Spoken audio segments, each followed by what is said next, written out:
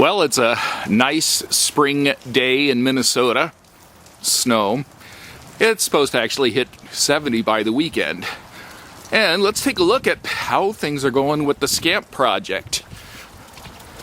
As I step in the mud, oh heavens, it's soggy out here. Well, let's hop inside. Those of you that have been following remember that the inside of here, pretty much all the fiberglass surfaces were covered with what we're calling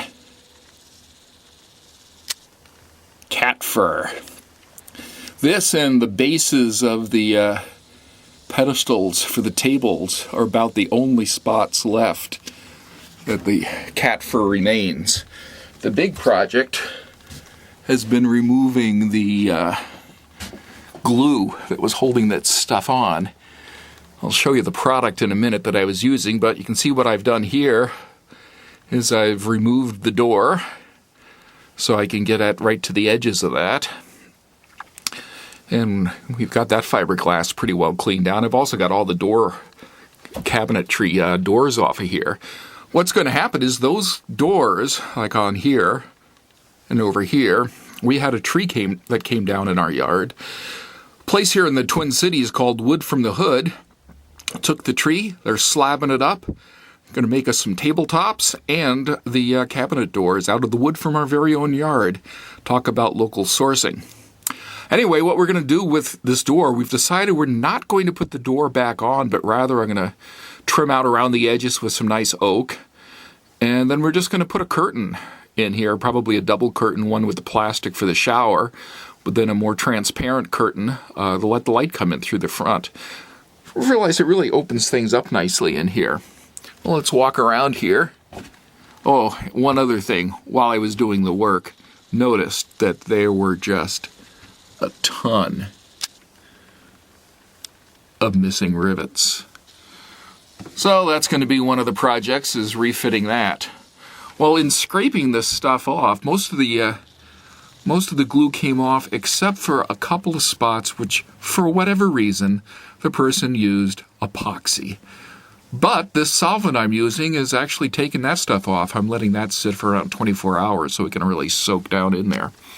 So looking at the back here, there's a partition. You can see we've got the goop off most everything here, except where they put the cat fur behind the flange. So I'm going to have to pop all the rivets on this thing and pull back and pull that out a little bit and scrape that off, which is going to be a pain in the neck.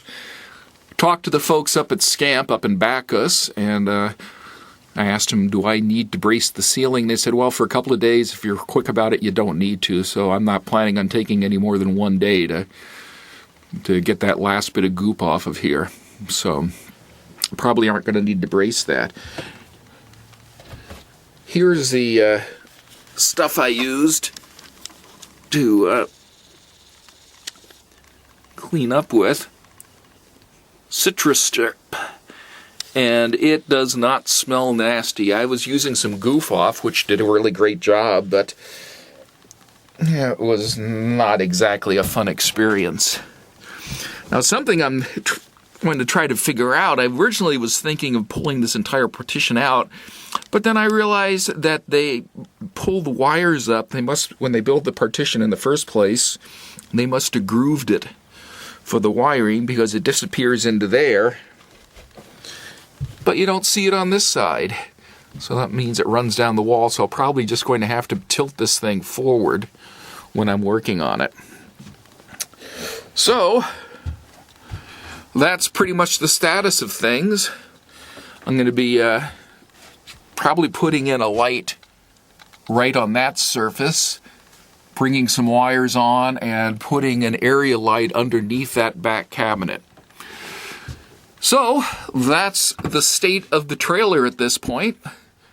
It's fun doing it, and next up will be I'll get that rest of the goop off, and Dorothy will paint the partitions, and she'll have the new cushions together. So that's where we're at.